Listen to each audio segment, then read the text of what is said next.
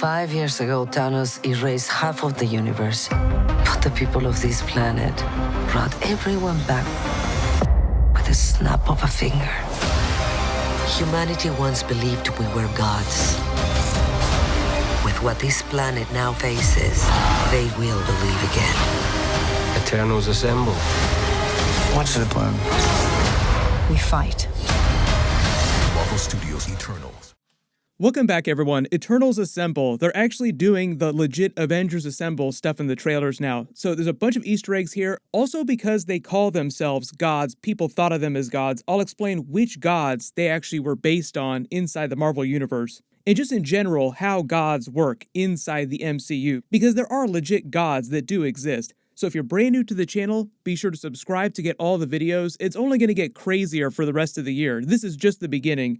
But just addressing some of these bigger new trailer scenes, like Icarus literally says Eternals Assemble, referencing Captain America's Avengers Assemble during Endgame. There was that whole scene in the first teaser trailer where they sit around the dinner table literally talking about who's going to be on that next Avengers team. Obviously, they've lived so long, they sit around watching humans evolve over time. They watched the events of the Infinity Saga movies, but didn't get involved because it didn't involve deviants. I've already explained the Thanos of it all in my previous Eternals videos about why they didn't get involved with him, even though he does carry the deviant gene.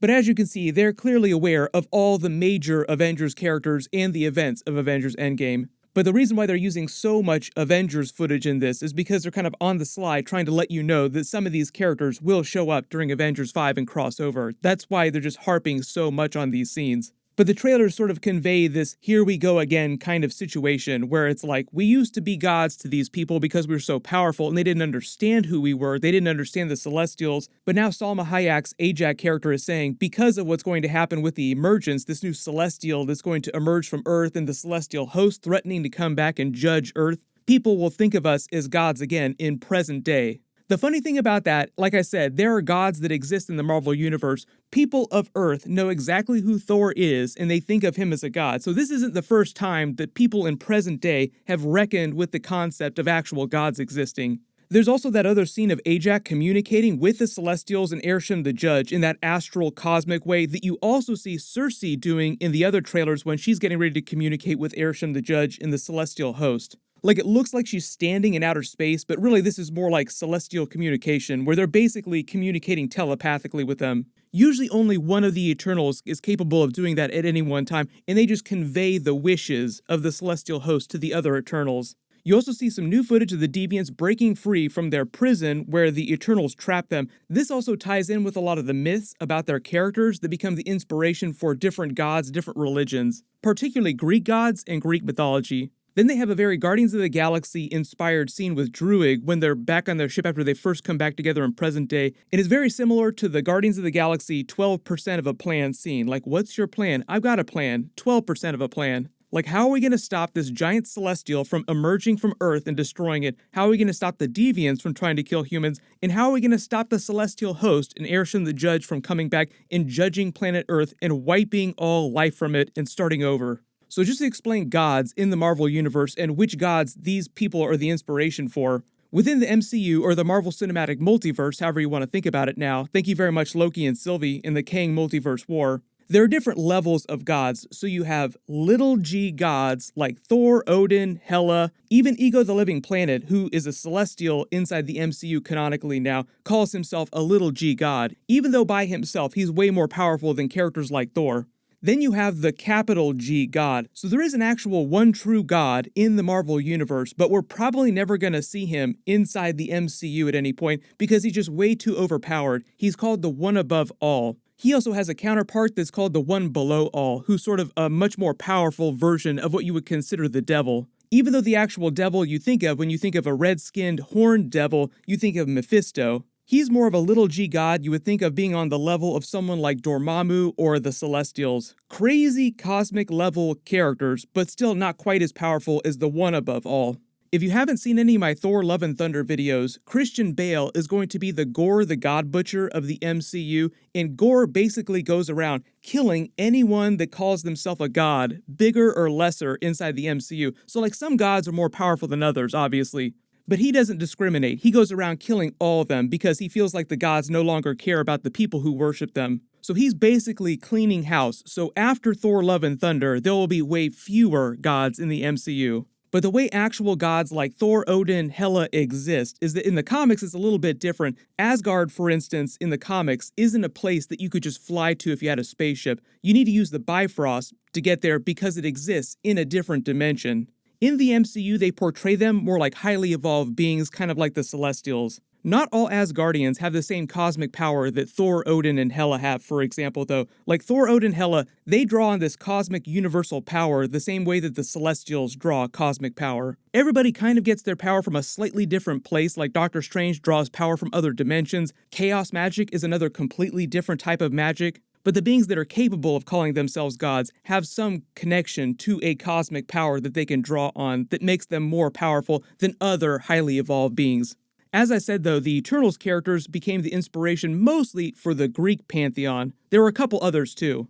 Ajax became the inspiration for the Aztec god and the Inca god. In these trailers, you see them standing around all these Mesoamerican pyramids. That's probably where some of these legends about her were created. Icarus became the inspiration for the legends about the Greek Icarus, like don't fly too close to the sun. There's even a moment in the trailer where you see him flying in, attacking from the sun, from the Deviant's line of sight.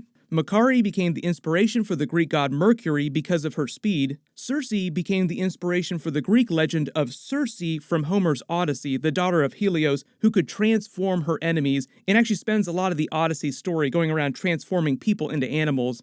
During the trailer, you see her transmute the bus into flowers, and when they're in this big final battle here with this giant volcano, she changes the volcanic rock into small birds. Phastos became the inspiration for the Greek god Hephaestus because he's an engineer, he makes things. Sprite became the inspiration for Pan, who's sort of like the Greek god of nature, but also causes a lot of mischief because of her ability to create complex illusions. Gilgamesh is based on the epic hero from the Sumerian story, the Epic of Gilgamesh. Later during Babylonian times, they wrote a more complex version of the stories based on him. He was an epic warrior who just performed a lot of great deeds, fought great battles. This battle scene here seems like it's inside the legendary walls of ancient Babylon before it fell. Athena became the inspiration for the Greek god Athena, goddess of wisdom and warfare, because she's all about warfare and battle planning. She's the best strategist on the team, and she fights with that wicked celestial pole arm. Kingo and Druig aren't associated with any particular gods, but because Kingo spends so much time in India, he might have become the inspiration for some of the Hindu gods. Druig in the comics also spends a lot of time in Eastern Europe, so he could have become the inspiration for a lot of the Slavic gods. Crow, the leader of the Deviants, became the inspiration for the Greek Titan, Kronos, and you see how their real story actually got turned into Greek mythology, so the whole story of the Titans is that they came first, before the Greek gods. Within the context of the MCU, the Celestials sent the Deviants to Earth before they created the Eternals. Once the Deviants started going rogue and killing off humans, threatening the Celestials' plan, they created the Eternals to go and get rid of the Deviants. So it plays into a lot of the tales about how the Greek gods came along later and then trapped the Titans down in Tartarus. Like the Eternals trap Crow and the other Deviants underneath the Earth. Tartarus is also this really primordial place, so it could be associated with this giant volcano here, where it also seems like the new Celestial is quote-unquote emerging from, like we talk about the emergence that they mentioned in the trailers. And I know I said a lot of these characters are the inspiration for Greek gods. Their home base was in Olympia in Greece for a long time. There are actual Greek gods like Zeus and Hercules in the Marvel Universe too. It gets a little confusing, and they're actually doing Zeus in the MCU, so they might do Hercules eventually too. Zeus is being played by Russell Crowe of all people. He has like a big celebrity cameo in Thor Love and Thunder, but I think he's probably only going to be in the movie for a little while because of what they're doing with Christian Bale's Gore the God Butcher character, so he might come along and kill Russell Crowe's Zeus, and they just have a really cool short battle scene. Kit Harington's Black Knight character obviously wasn't the inspiration for any kind of Greek gods or anything like that. His family originates from the Sir Percy Black Knight during the King Arthur Camelot era in history, and King Arthur was a real person in the Marvel Universe, Camelot was a real place, so the legends about him and his family mostly come from medieval history. There'll be a little more confusion about his character. I still see people leaving comments thinking that he's one of the Eternals. Kit Harington's Dane Whitman Black Knight is not one of the Eternals. He's just a character who gets caught up in a lot of their craziness, and through his adventures with them, starts to learn more about his heritage as the Black Knight.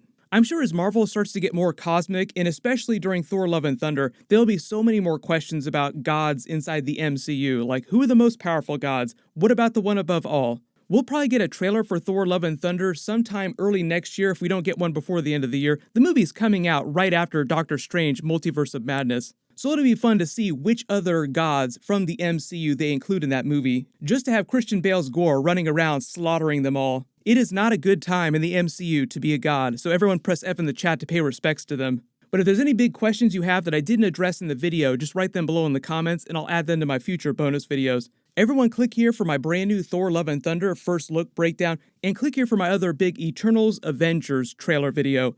Thank you so much for watching, everyone stay safe, and I'll see you guys in the next one.